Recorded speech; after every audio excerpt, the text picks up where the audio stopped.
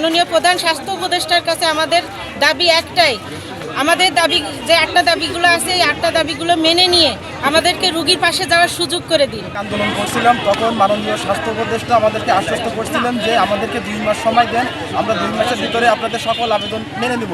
কিন্তু 14 মাস পরেও আমরা দেখছি স্বাস্থ্য উপদেষ্টা মহোদয় এখনও পর্যন্ত আমাদের কোনো আন্দোলন মানা হয় নাই।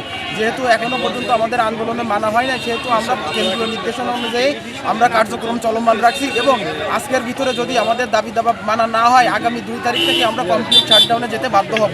আমাদের একটাই, প্রথমত আমাদের দাবি আমাদের অধিদপ্তর যেন ভিন্ন অধিদপ্তরের সাথে একীভূত না হয়, আমাদের অধিদপ্তর যেন আমাদের কাছে থাকে এবং আমাদের আরেকটা দাবি, আরও দাবি আছে। তার মধ্যে আরেকটা দাবি হচ্ছে আমাদের যে পদোন্নতি, আমরা যে গেটে জয়েন করছি সেই গেটে দেখাচ্ছে আমরা রিটায়ার নিচ্ছি, কিন্তু আমাদের ধাপে ধাপে যে প্রমোশনগুলো আমরা চেয়েছি আগে আমাদের বলেছে আমাদের দাবিগুলো মেনে নেবে, কিন্তু এই 14 মাসের মধ্যে আমাদের দাবি মেনে না নেওয়ায় আমরা রাজপথে নেমেছি এবং এই রাজপথ যতদিন না দাবি মানবে আমরা রাজপথেই থাকবো এবং শাটডাউনে চলে যাব।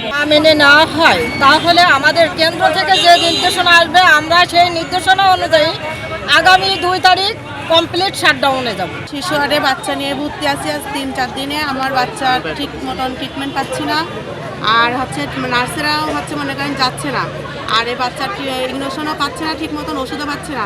নার্সেদের দাবি মানা চাই, আর নার্সেরা যেটা চাচ্ছে সেটাই মানা চাই। নিয়ে এখানে ভর্তি আছে, স্টক করছে আমার আপা, বুঝছেন। একদিন ভালোভাবে ট্রিটমেন্ট চলছে, আজকে সকালে নার্সেরা মানে যায় না, একজন গাছ ফিল্ডে যেই দিকে চলে আসতেছে। আগে যেরকমভাবে ট্রিটমেন্ট চলছিল এখন সেভাবে ভালো একটা হচ্ছে না। ডাক্তার তো সবসময় থাকে, আসে না, একবার ফিল্ডে আসে, এসে আসছে না প্রেসক্রিপশন করে দিয়ে যায়, এরা ট্রিটমেন্ট ভালোভাবে দেয়।